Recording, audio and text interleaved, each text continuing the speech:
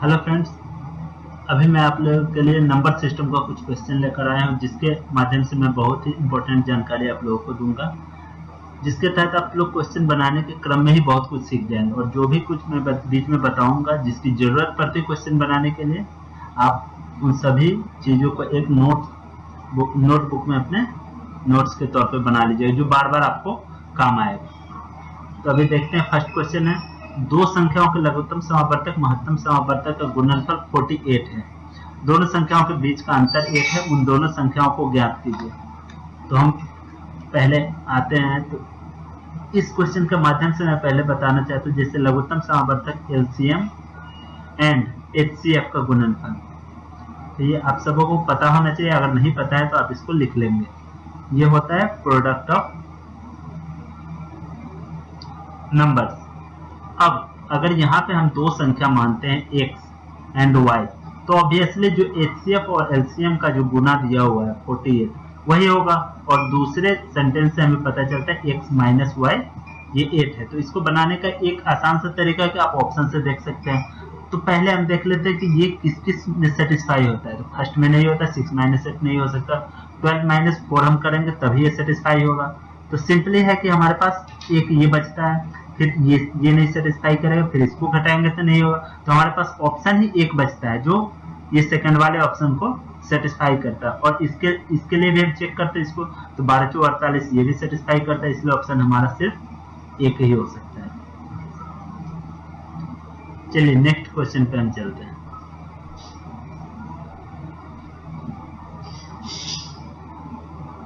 चलिए इस क्वेश्चन में आप लोगों को मैं पहले बताना चाहता हूँ कि ये जो स्क्वायर होता है, ये हमको एटलीस्ट 20 तक तो याद ही होना चाहिए। अगर 30 तक याद है तो बहुत अच्छी बात है, इसलिए आप लोग पहले 20 तक एटलीस्ट याद कर लेंगे। जैसे 20 का स्क्वायर 400, 19 का स्क्वायर 361। तो ये आप कहीं से भी या खुद से भी गुना करके लिख के याद कर सकते हैं, और इसको नोट्स में बना के रख सकते हैं। तो यहाँ पे देखते हैं 324 जो स्क्वायर है, इसी को अगर मान लीजिए 19 का स्क्वायर है, इसको अगर हम रूट अंडर करते हैं तो क्या आएगा, ये स्क्वायर से रूट कट जाएगा, 19 बचेगा। उसी तरीके से ये क्या लिखा है, अगर रूट अंडर 324 है तो इसकी जगह पे क्या हम लिख सकते हैं, ये 18 का स्क्वायर होता है, तो स्क्वायर से ये कट के सिर्फ 18 बचेगा।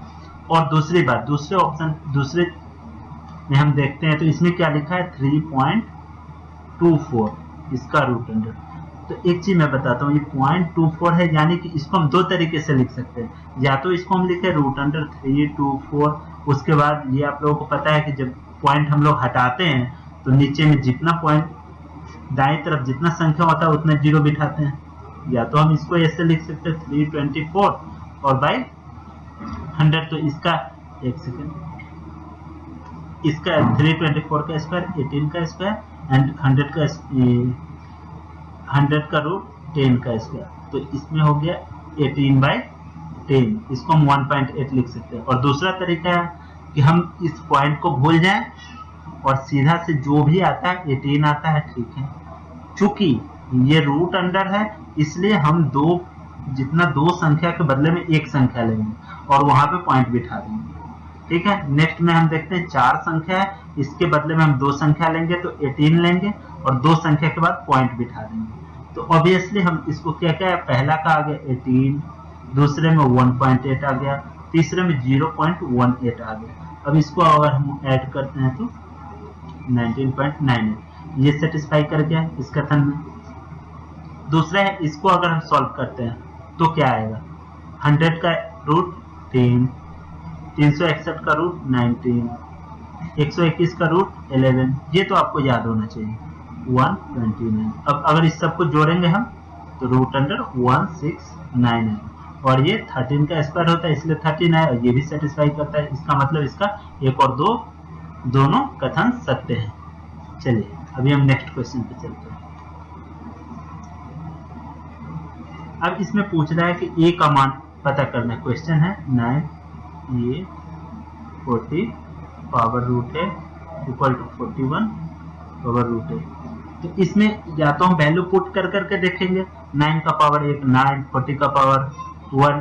क्योंकि जो भी संख्या दिया है, एक तो हमको दिमाग लगाना है कि जो भी संख्या होगा वो स्क्वायर में होगा। तो यहाँ पे हमको एक अगर हम रूट के अंदर रख दे तो एक ही आएगा, तो 9 + 40 करने पे तो ये 49 आ जाता है, जो इसको सेटिस्फाई नहीं करेगा। 2 के लिए अगर हम रूट 2 रखते हैं तो इसका वैल्यू तो 1.414 होता है, तो ये भी सेटिस्फाई नहीं करेगा। 3 का भी 1.732 होता है, ये भी नहीं होगा। 4 को अगर हम रखते हैं तो ये √4 का वैल्यू 2 आ जाएगा, और ये 9 का पावर 2 + 14 का पावर 2 इक्वल टू 81, और प्लस 400 इक्वल टू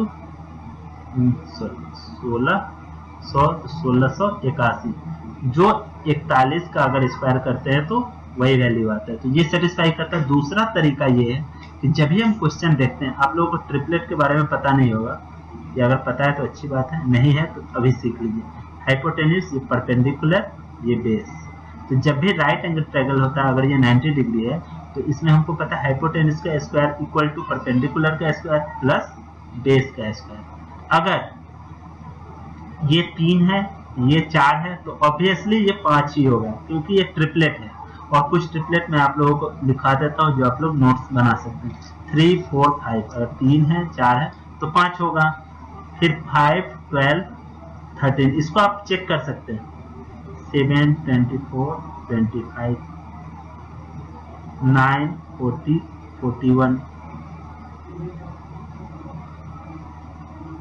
20, 21, 29। अब जिन लोगों को ये पहले से पता है, जैसे अगर आपको ये पहले पता होता तो आपको तो सीधा दिख रहा है 9, 40 और 41, ये तो ट्रिपलेट है, तो सिंपली ये स्क्वायर में आएगा।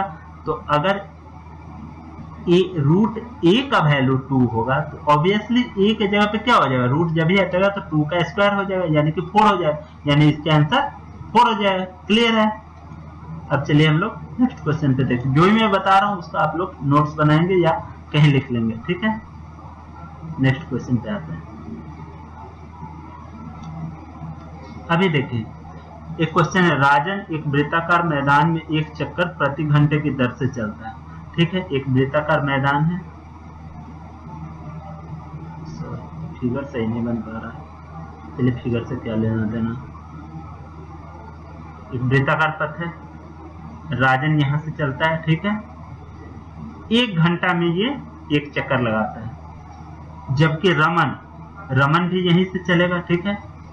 रमन ये 5 चक्कर लगाता है 1 घंटा, ठीक है। यानी कि अगर राजन जब तक एक पूरा करेगा तब तक रमन 5 बार चक्कर लगा लेगा।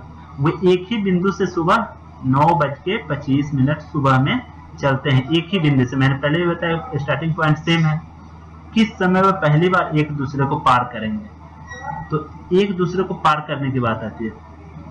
तो देखिए ये तो 5 चक्कर चलता है, तो इसको एक चक्कर में कितना टाइम लगता है रमन को? रमन के लिए एक चक्कर में कितना टाइम लगेगा?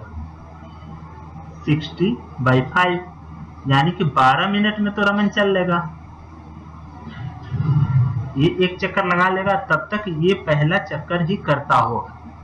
अब हमारी बात आती है कि ये जो चलेगा, मान लीजिए टोटल टाइम है x, ठीक है।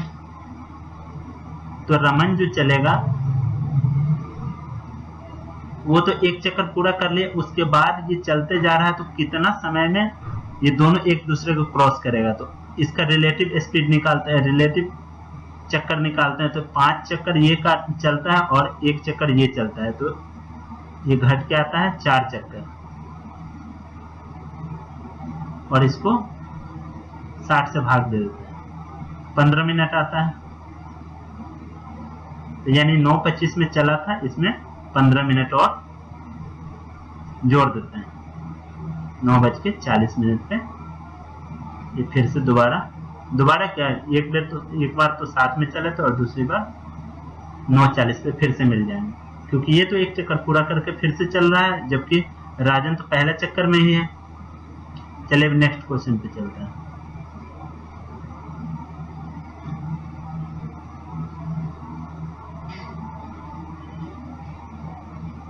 चलिए इस क्वेश्चन में देखते हैं। एक तो इसका तरीका है कि देखिए, अगर a का पावर p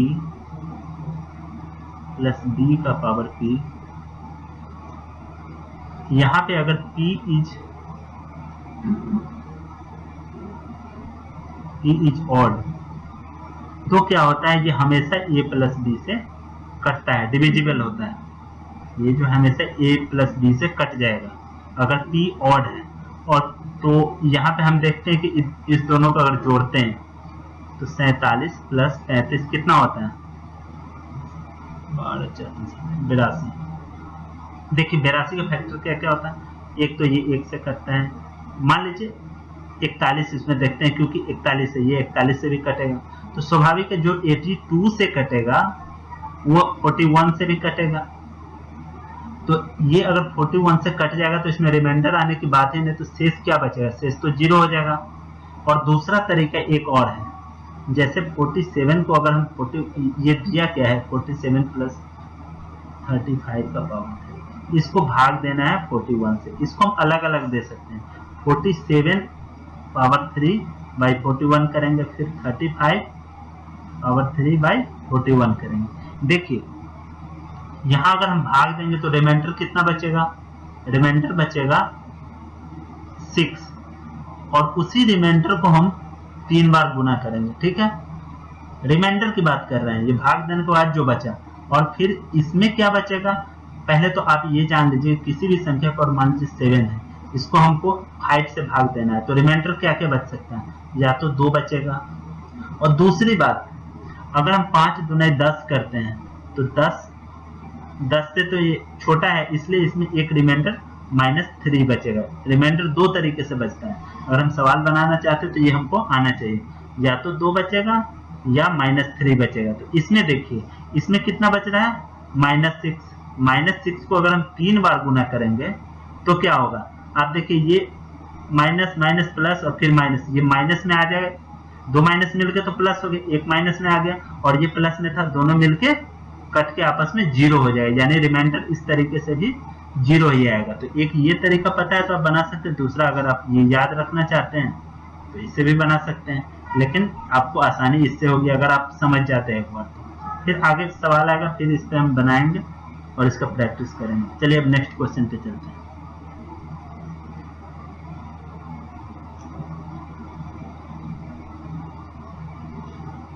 देखिए सबसे छोटी संख्या जिसके द्वारा इतना को पूर्ण वर्ग प्राप्त करने के लिए विभाजित किया जा सकता है, तो अब इसमें ऑब्वियसली हम ऑप्शन से देख लेंगे, 5 से भाग देंगे तो 5 3 15, 7 5 35, 5 25, ये किसी का स्क्वायर है नहीं, 2 से भाग लग नहीं सकता है, 7 से भाग हम देंगे, एक तो 7 से भाग देने के लिए पहले आपको 7 से भाग देने के लिए होता क्या है, अगर ये इस तरह का हो, 7 से भाग देने के लिए आप याद रखिए AB माइनस 2C फॉर्मूला होता है। अगर ABC के रूप में कोई नंबर है तो AB माइनस 2C अगर 7 से डिवाइड होता है तो वो संख्या हमेशा 7 से डिविजिबल होता है। इसमें ABC के रूप में अगर इसको हम मानते हैं तो यहाँ पे C के रूप में 5 बचता है, तो 187 माइनस 2C करेंगे तो 10, तो 177। ये देखिए अब इसको भी अगर आप ABC मान लेते हैं तो फिर ये C के रूप में आता है 7, तो 17 माइनस 7 दूने 14, फिर ये 3 आता है, 3 7 से कटता नहीं है, तो इसके लिए ये 7 से तो डिवाइड होने से रहा। अब आती है बात 3 की, तो 3 से डिवाइड करने के बाद तो इसको 36 18, 3 दूने 6 15, 625 25 का स्क्वायर, तो इसका आंसर आसानी से आप 3 दे पाएंगे। चलिए नेक्स्ट क्वेश्चन के लिए चलते हैं।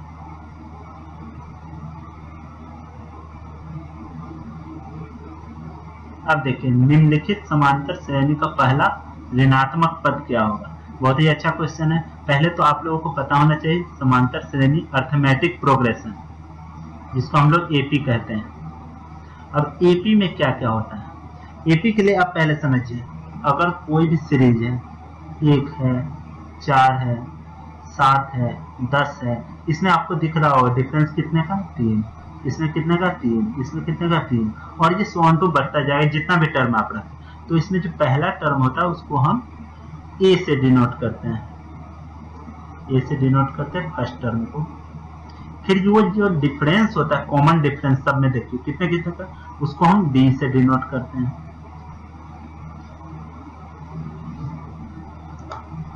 बी से डिनोट करते हैं। फिर हम आते हैं इसमें अगर हमको निकालना हो, ये तो पहला टर्म है, दूसरा, तीसरा, चौथा, अगर हमको निकालना हो कि सातवां टर्म हमको पता करना है तो उसको हम क्या लिखेंगे, T7, यानी कि Tn, अगर n के जगह हम सातवां लेते हैं T7 तो ये हो गया हमारा सेवेंथ टर्म, सेवेंथ या मान लीजिए nth टर्म हमको निकालना, ये nth टर्म हो गया। ठीक है, अब आती है बात कि Tn हम निकालेंगे कैसे, तो इसका फॉर्मूला था Tn equal to a first term plus जितना टर्म निकालना है n-1 इंटू डी, यानी कॉमन डिफरेंस। अब देखिए ये तो आप समझ गए। अब आते हैं हम क्वेश्चन पे, तो क्वेश्चन पे हम आते हैं, देखिए 129, 120, 111, 102 हो गए। तो इसमें कह रहा है कि पहला आपको दिख रहा होगा कि ये 9 का ये क्या हो रहा है, घटते जा रहा है, ये -9 का कॉमन डिफरेंस है, यानी यहाँ पे डी का वैल्यू क्या है, -9 और ए का वैल्यू क्या है, 129। तो हमको पता क्या करना है, Tn जो भी होगा, ये n का वैल्यू हमको पता करना है, यानी कैमा पद है जो 0 से छोटा हो, नेगेटिव होगा, ऑब्वियसली जो भी नेगेटिव आएगा वो होगा क्या, ये क्या होगा, ये 0 से छोटा होगा, तभी तो नेगेटिव होगा। आपको पता है ना कि 0 से जो बड़ा होता है पॉजिटिव होता है, 0 से जो छोटा होता है नेगेटिव। तो इसमें Tn जो होगा 0 से नेगेटिव होगा, 0 से छोटा होगा। तो अब वही फॉर्मूला हम फिर से लगाते हैं। Tn निकालने के लिए क्या करेंगे, a plus n-1 into D, A के जगह 129 रखेंगे plus n-1 into D, D क्या है हमारा, इंटू -9 है, ये क्या होगा, 0 से छोटा होगा। गौर करते रहिएगा, 129 प्लस नहीं, यहाँ पे सॉरी, यहाँ पे -9n, और देखिए माइनस माइनस गुना होकर फिर प्लस हो जाए, +9, ये क्या होगा, 0 से छोटा। अब देखिए -9n और प्लस में 129 और 9 138, ये भी 0 से छोटा होगा। अब आती है बात -9n, ये क्या होगा, -138 से छोटा होगा। अब एक चीज याद रखिएगा, अगर बराबर होता है a plus b equal to c, तो हम अगर इसमें माइनस से गुना करते हैं कोई फर्क नहीं पड़ता है, इसको -a - b equal to -c लिख सकते हैं, क्योंकि दोनों तरफ माइनस से गुना करते हैं। लेकिन जब ये बड़ा साइन या छोटा साइन होता है, इसमें माइनस से गुना करने पे साइन चेंज हो जाता है। अगर हम दोनों तरफ माइनस से गुना करेंगे तो ये तो 9n हो जाएगा और ये हो जाएगा 138, क्योंकि माइनस से हमने गुना किया। अब देखिए n का वैल्यू क्या होगा, 9 से अगर हम काटेंगे तो ये 9 इकाई 9 बचा कितना, 4, 9 × 5 = 45 होता है, फिर पॉइंट आएगा 9 × 3 = 27, ये आएगा, यानी n का वैल्यू क्या होगा, हमेशा 15.3333 से ज्यादा होगा। तो नियरेस्ट वैल्यू क्या होगा, 16 होगा। इसमें कहीं है ऑप्शन 16, ऑब्वियसली हमारा ऑप्शन ये होगा। ये चीज आपको एक बार और देखिएगा, समझ में आ जाएगा। एंड आई होप कि आप लोगों को कुछ समझ में आया होगा। मैं लंबा लंबा वीडियो नहीं करना चाहता हूँ ताकि बोरिंग ना हो, हर एक क्वेश्चन के साथ मैं कुछ कुछ बताऊंगा जो आप लोगों के लिए हेल्पफुल होगा। तो नेक्स्ट वीडियो में मिलते हैं अगले क्वेश्चन के साथ।